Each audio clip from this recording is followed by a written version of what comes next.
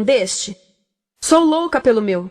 Na verdade, adoro todas as minhas coisas. Já se perguntou de onde vêm todas as coisas que compramos e para onde vão quando nos desfazemos delas? Não conseguia deixar de pensar nisso, por isso quis saber mais sobre o assunto. E os livros diziam que as coisas se deslocam ao longo de um sistema. Da extração, para a produção, para a distribuição, para o consumo e para o tratamento de lixo. Isso tudo se chama a economia de materiais. Bem, estudei um pouco mais.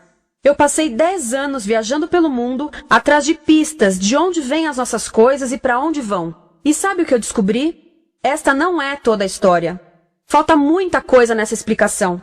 Em primeiro lugar, neste sistema parece que está tudo bem, sem problemas. Mas, na verdade, é um sistema em crise, porque trata-se de um sistema linear. E nós vivemos num planeta finito. E não se pode gerir um sistema linear num planeta finito, indefinidamente. Em todas as suas etapas, este sistema interage com o mundo real. A vida real não acontece numa página em branco. Interage com sociedades, culturas, economias, o ambiente. E durante as etapas, a vida vai se chocando contra seus limites. Limites que aqui não vemos porque o diagrama está incompleto. Então voltemos atrás para preencher alguns espaços e ver o que falta. Uma das coisas mais importantes em falta são as pessoas. Sim, pessoas. As pessoas vivem e trabalham em todas as etapas desse sistema, onde algumas são um pouco mais importantes que outras. Algumas têm maior poder de decisão. Quem são elas? Comecemos pelo governo. Meus amigos dizem que eu devia usar um tanque para simbolizar o governo, e isso é uma realidade em muitos países, e cada vez mais também no nosso. Afinal, mais de 50% dos nossos impostos vão para os militares. Mas vou usar uma pessoa para simbolizar o governo, porque acredito nos valores e na visão de que o governo deve ser das pessoas, pelas pessoas, para as pessoas. A função do governo é olhar por nós, cuidar de nós. Esse é o seu trabalho. Depois vem as corporações. O que leva as corporações a parecerem maiores que o governo é porque elas são maiores que o governo. Atualmente, entre as 100 maiores economias da Terra, 51 são corporações.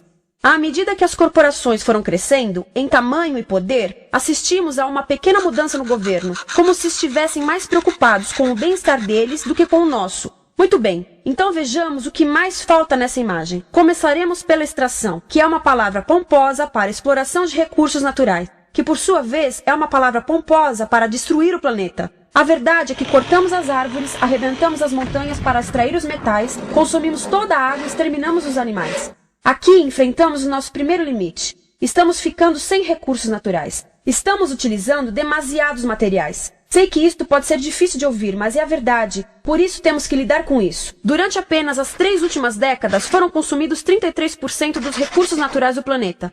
Desapareceram.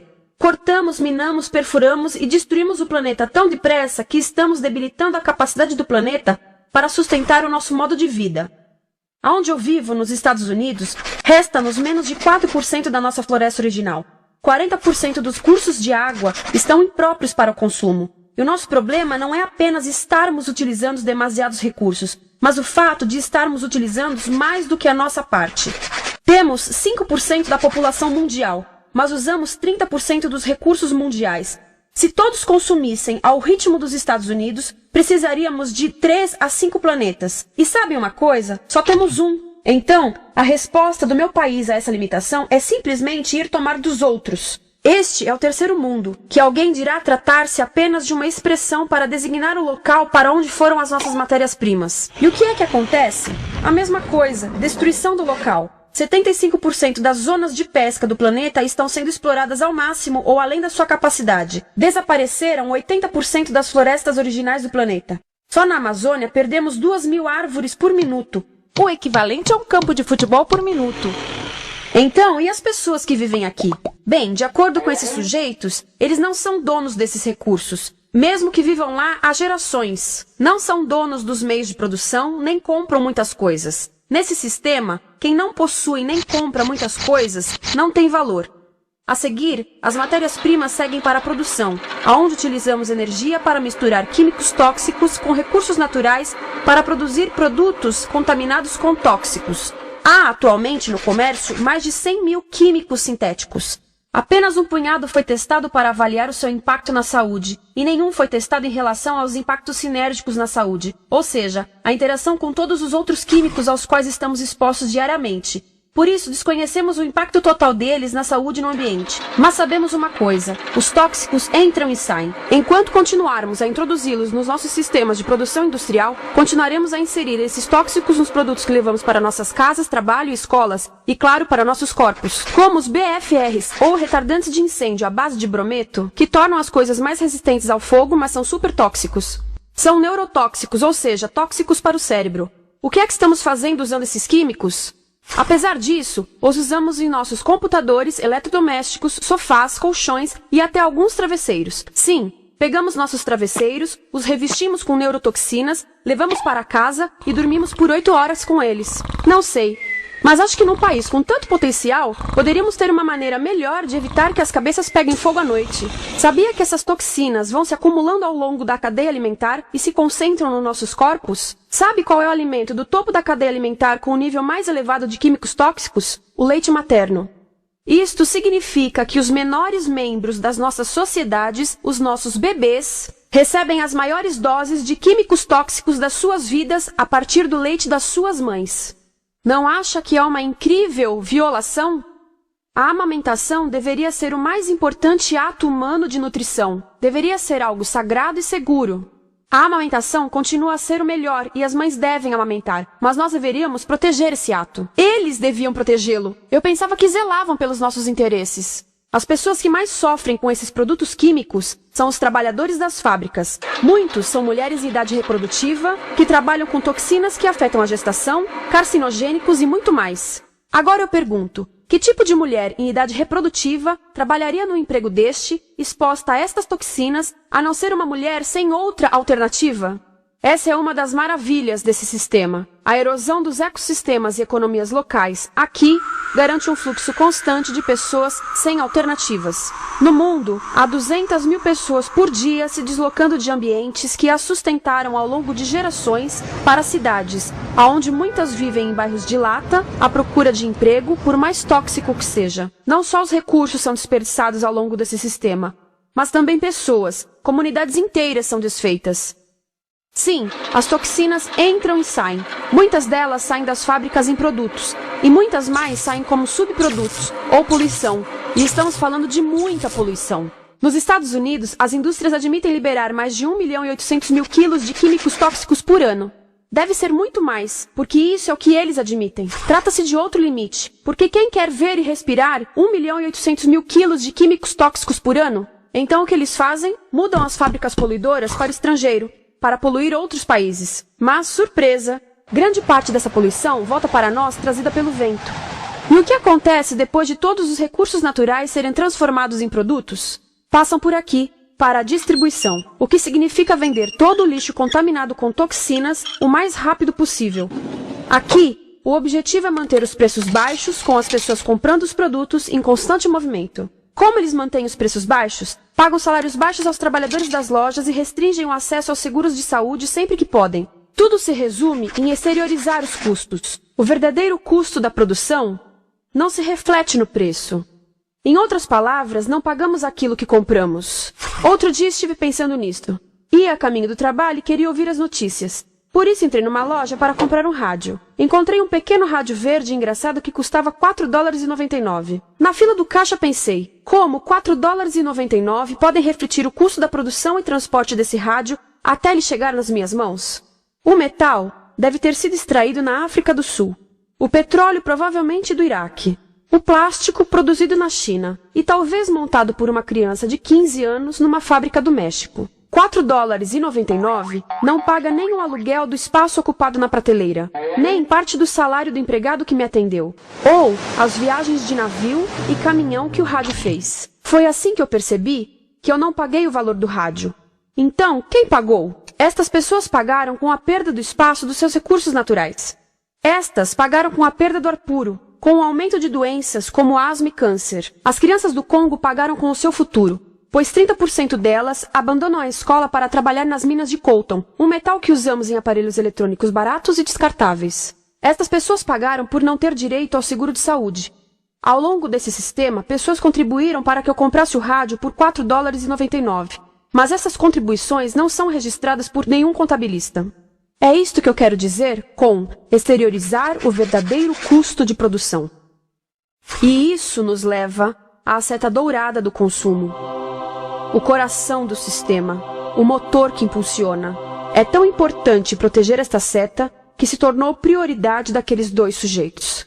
É por isso que após o 11 de setembro, quando nosso país estava em choque, o presidente Bush poderia ter sugerido fazer luto, rezar, ter esperança, mas não, ele disse para fazermos compras. Compras! Nos tornamos uma nação de consumidores. Nossa principal identidade passou a ser de consumidores. Não mães, professores, agricultores, mas consumidores. Nosso valor é medido e demonstrado pelo quanto contribuímos para esta seta. Quanto consumimos. Não é isso que fazemos? Compramos, compramos, compramos. Manter os produtos circulando. E como circulam? Sabe qual a porcentagem dos produtos que circulam através desse sistema que ainda são usados 6 meses depois da venda na América do Norte? 50%? 20%? Não, 1%. 1.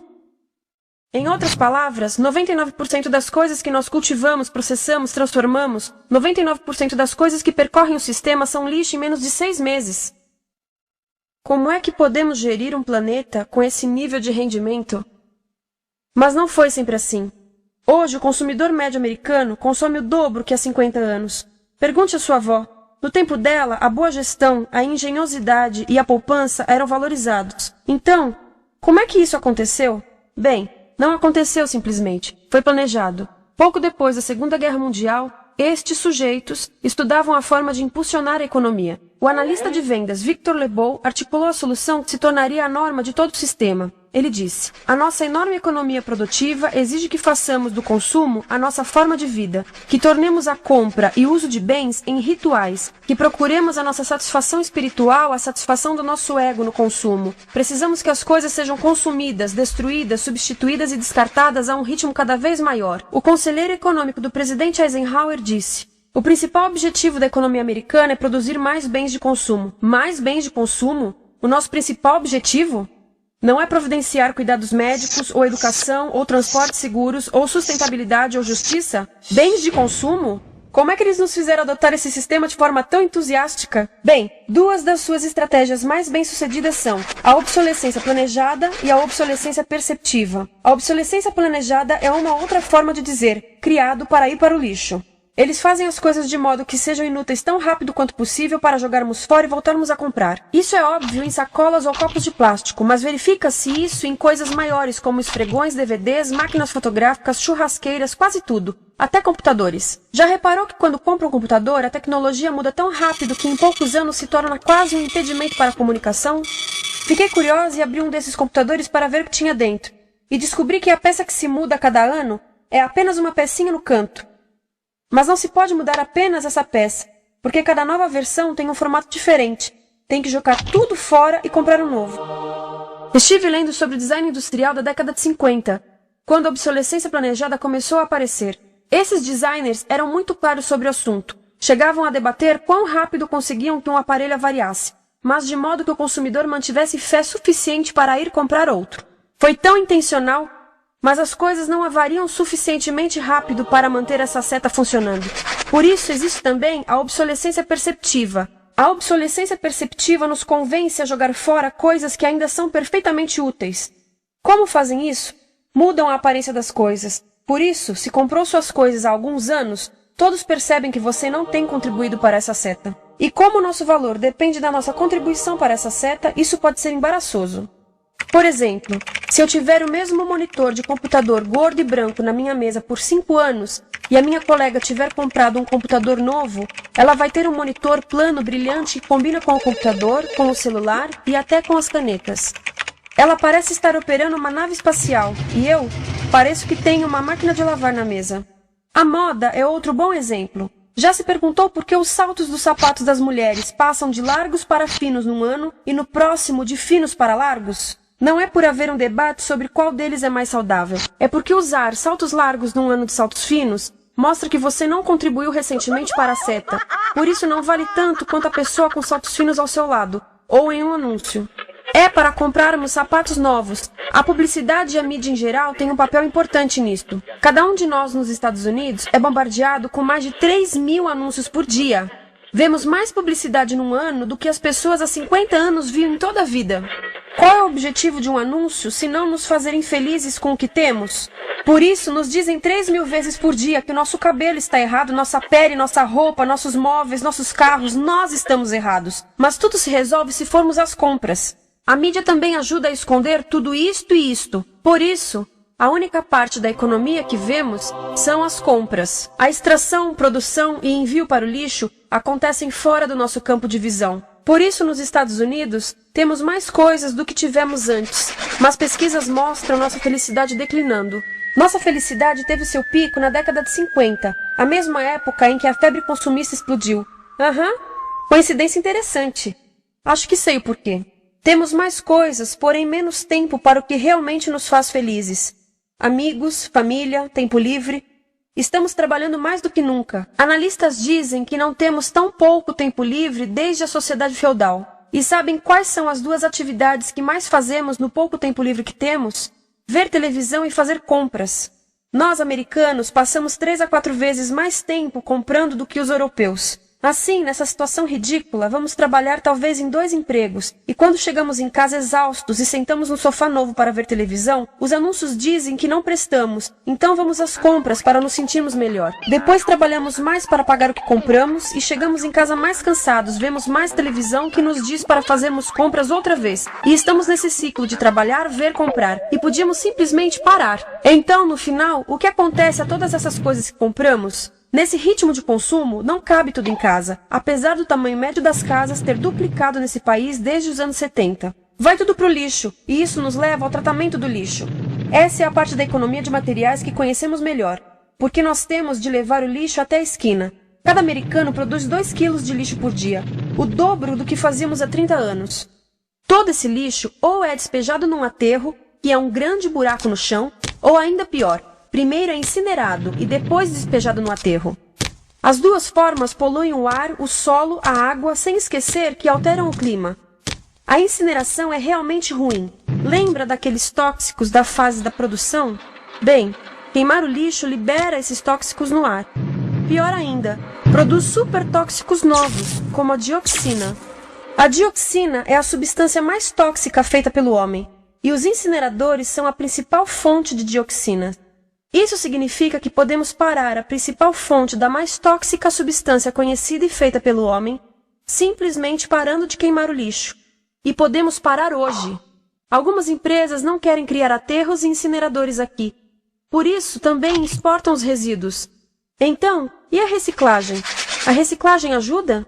Sim, a reciclagem ajuda. Ela reduz o lixo nessa extremidade e depois reduz a pressão para minerar e colher mais nessa extremidade. Sim, todos devemos reciclar, mas reciclar não é o suficiente. Reciclar nunca será suficiente, por 2 razões. Primeiro, o lixo que vem das nossas casas é apenas a ponta do iceberg. Para cada saco de lixo que deixamos na esquina, 70 sacos de lixo são criados anteriormente, só para fazer o lixo desse saco que deixamos na esquina. Assim, mesmo que pudéssemos reciclar 100% do lixo das nossas casas, não se chegaria ao coração do problema. Além disso, grande parte do lixo não pode ser reciclado, ou porque contém demasiados tóxicos, ou porque é criado de início para não ser reciclável, como aquelas caixas de suco, que têm as camadas de metal, papel e plástico, todas coladas. Não dá para separar essas camadas para reciclá-las. Como se vê, é um sistema em crise. Por todo o percurso, estamos batendo em limites, do clima em mudança ao decréscimo da felicidade. Simplesmente não está funcionando. Mas a parte boa de um problema tão generalizado é haver tantos pontos de intervenção. Há pessoas trabalhando aqui salvando florestas, e aqui na produção limpa. Pessoas trabalhando em direitos do trabalho, em comércio justo, em consumo consciente, no bloqueio de aterros e incineradores. E muito importante, em recuperar o nosso governo, para que seja realmente pelas pessoas e para as pessoas. Todo esse trabalho é criticamente importante, mas as coisas vão realmente começar a se mover quando enxergarmos as ligações, quando enxergarmos o panorama geral. Quando as pessoas ao longo do sistema se unirem, poderemos reivindicar e transformar esse sistema linear em algo novo, um sistema que não desperdice recursos ou pessoas. Porque aquilo de que precisamos nos livrar é da antiga mentalidade de usar e jogar fora. Há uma nova escola de pensamento nesse assunto, e é baseada em sustentabilidade e equidade, química verde, 0 resíduos, produção em ciclo fechado, energia renovável, economias locais vivas, já está acontecendo. Há quem diga que é irrealista, idealista, que não pode acontecer. Mas eu digo que quem é irrealista são os que querem continuar pelo velho caminho. Isso é que é sonhar. Lembre-se que a velha forma não aconteceu por acaso. Não é como a gravidade que temos que conviver. As pessoas a criaram, e nós também somos pessoas. Por isso, vamos criar algo novo.